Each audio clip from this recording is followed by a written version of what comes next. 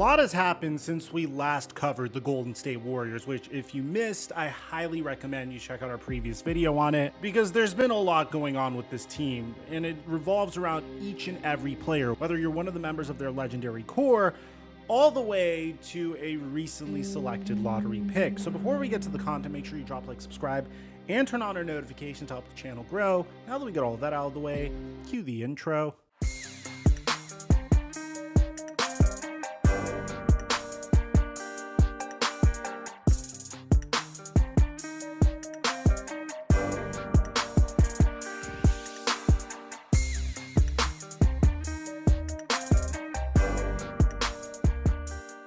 We made $1,100 off of a $20 entry on Prize Picks. And it wasn't just me, it was everyone that followed these picks on my Instagram story. And the best feeling is the amount of people that made money as a result of this. I mean, bam, bam, bam, bam. My DMs were flooded, so the best part for me was seeing you guys make money as well. But we're not done yet. If you haven't signed up for Prize Picks, use my promo code microphone to double your deposit up until $100 on Prize Picks. And I give away my picks on a daily basis for free on my Instagram story and now my Snapchat story. We're having so much fun doing this. I'm so happy that I made you guys some money. And thank you, Prize Picks, for the sponsor. Mic check 1 2 1 2. What's going on, everybody? I wanted to take a moment to appreciate the greatness of former Warriors general manager Bob Myers. I don't think I've ever seen a man make the most out of a situation and then exit the situation at the right time. And historically, Bob Myers told us why he left the Golden State Warriors. The main reason being because he knew the end was coming near. And he even said it to Adrian Wojnarowski. What is the path forward for Klay Thompson in Golden State? Well, this is why I left, first of all. Look, a lot of times people will say it's just business. But this is not a just business situation. This guy, there's going to be a statue of this player outside of Chase Center. He was instrumental in bringing 4 championships. He's beloved inside the organization, the fan base. So it's not so simple as it's money and years. This is why it was hard for me. Like, you get relationships with these people, especially if you've succeeded with them. And that core has been together for 12 years. And that's just so rare now. That just doesn't happen. And so this is a delicate negotiation. From what I know and see, he wants to stay. They want him to stay. Doesn't mean it'll happen. But it is a test. It's certainly a test. The craziest part about this is Bob Myers officially announced his next venture. He is joining the Washington Commanders football team as some sort of consultant. All we know is that he was hired by the Washington Commanders.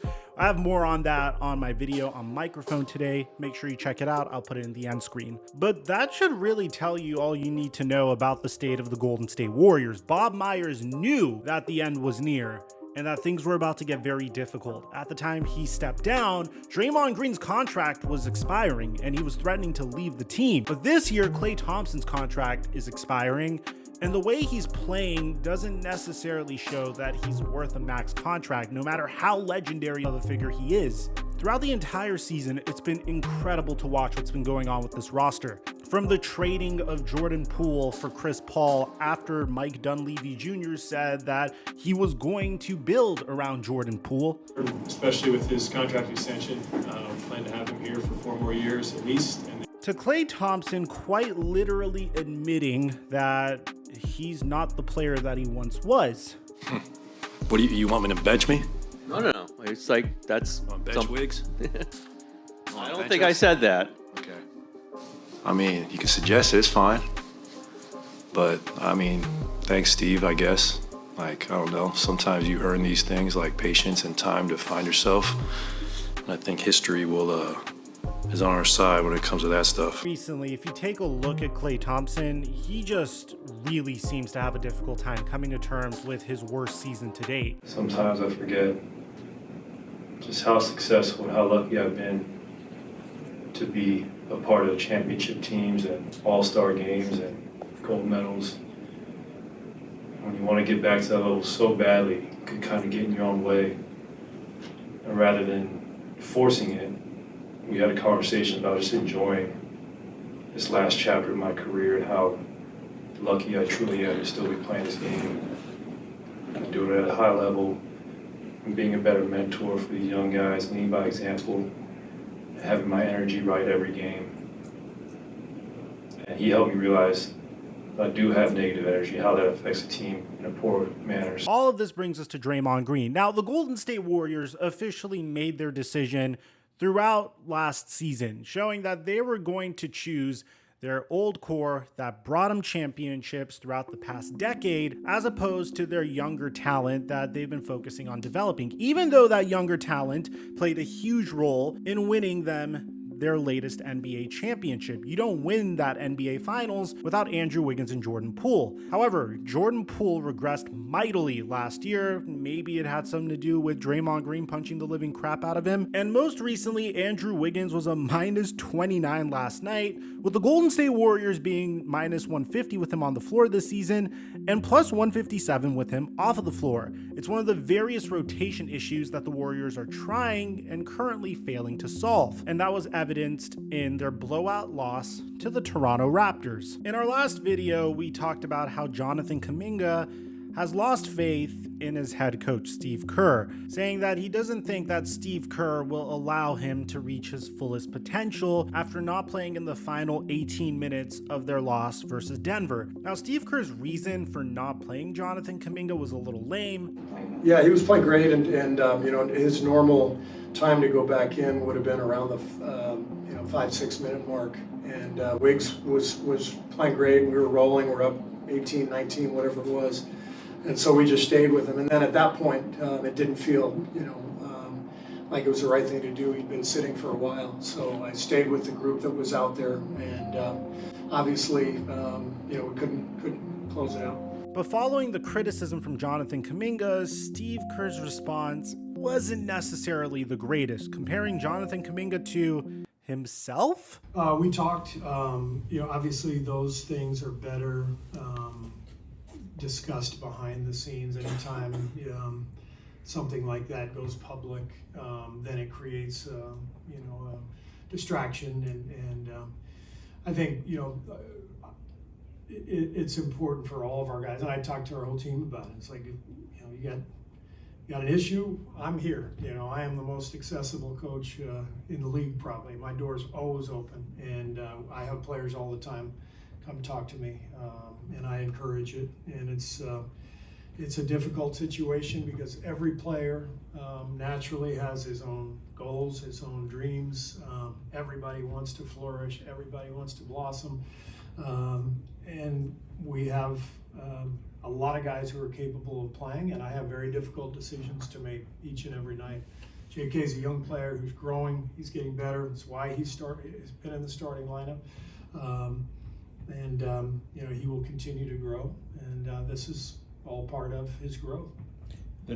Kerr did give Jonathan Kuminga more minutes versus the Toronto Raptors. The problem is that he gave him minutes alongside Andrew Wiggins. These two are not meant to share a court with one another. In 146 minutes, the Andrew Wiggins and Jonathan Kuminga pairing is minus 73. The pairing just doesn't work, and the Warriors essentially need to choose between Kuminga and Andrew Wiggins. And they may need Jonathan Kuminga to take a bigger role, but fortunately for the Warriors, help is on the way. Kind of. Draymond Green has officially been reinstated by the NBA following a 12-game suspension.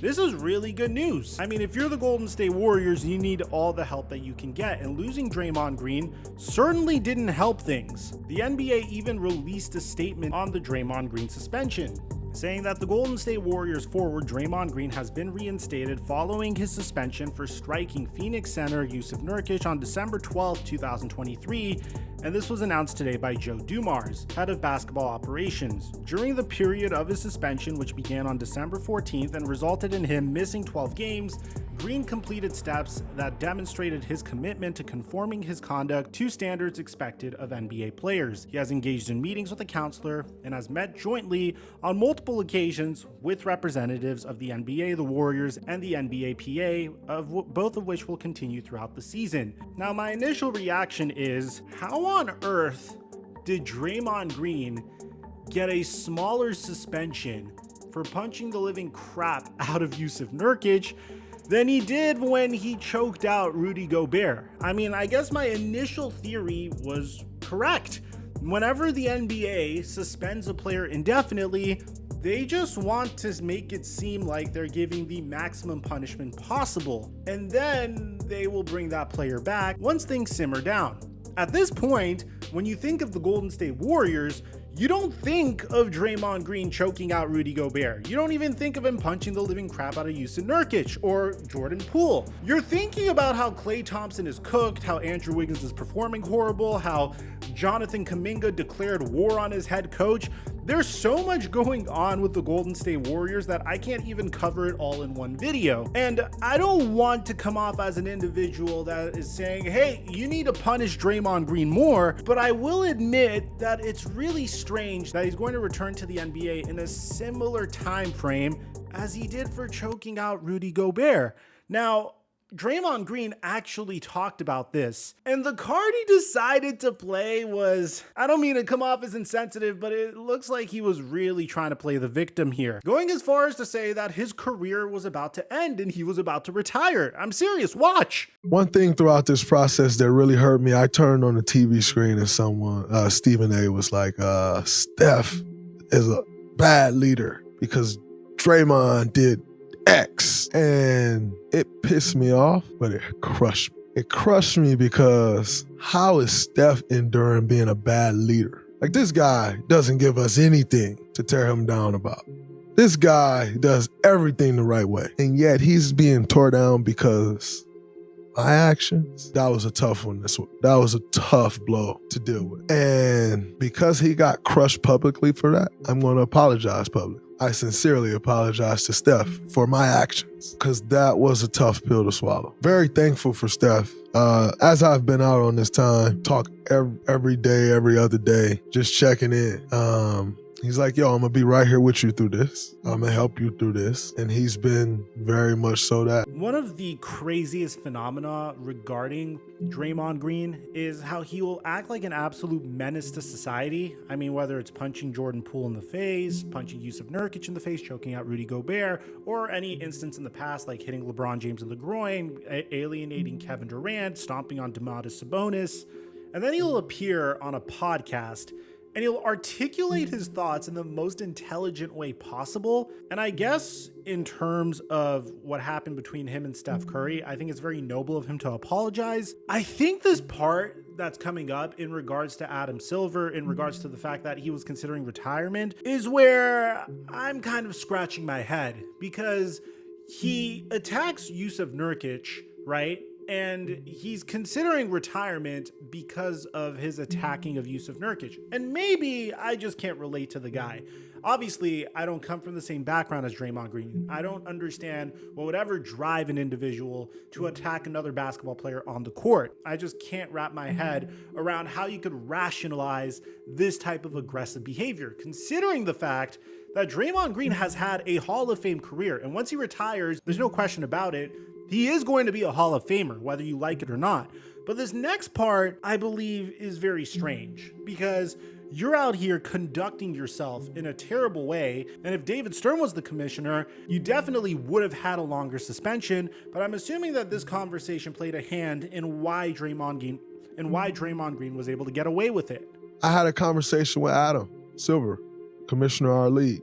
I just told him, Adam, it's too much for me. Like, this is too much. It's all becoming too much for me, and I'm going to retire. And Adam said, you're making a very rash decision, and I won't let you do that. You know, we had a long, great conversation, very helpful to me. Very thankful to play in a league with a commissioner like Adam, who's more about helping you than hurting you, or helping you than punishing you, or you know, he's more about the players. Maybe I'm just insensitive, but like, how did that conversation go down? Adam, I just can't help but beat the living crap out of opposing players once my team is losing and my team sucks. Even though I won 4 championships in the league, I just I just can't help it. I know I just signed a 4-year, $100 million contract, but I just really love attacking opposing players, so I'm going to retire. And then Adam Silver said, nah, I think you're making a rash decision. We're going to reinstate you relatively quickly. I just don't understand how this is supposed to result in rehabilitation. And I think the NBA is just continuing a trend that we're just way too used to seeing at this point. Last year with John Morant, they barely gave him any time off the first time that he got caught showing off a weapon at the club that one night when he was in Denver. And now with Draymond Green, they pretty much gave him a lesser punishment this time than they did when he attacked Rudy Gobert. So how is he supposed to grow from this? He had a 12-game suspension, and he's going to continue going to counseling, which I think is great, but that's all he needs to be rehabilitated? I mean, it's just crazy because there's a clear pattern here, and the NBA just doesn't see that pattern. And I hope I'm wrong. I hope Draymond Green comes back. I hope he performs as well as he was before. He's having a remarkable season for the Golden State Warriors, even though the Warriors aren't performing super well. I just really don't understand how the NBA is expecting change using this methodology. But hey, maybe I'm insensitive. Maybe I'm too harsh on people. Maybe I'm a little bit too demanding. You guys can let me know in the comment section down below. Do you think the NBA is making the right call reinstating Draymond Green this soon? I'd like to hear what you have to say. Aside from that, I'm your boy Mike, and I'm dropping our mic until our next upload.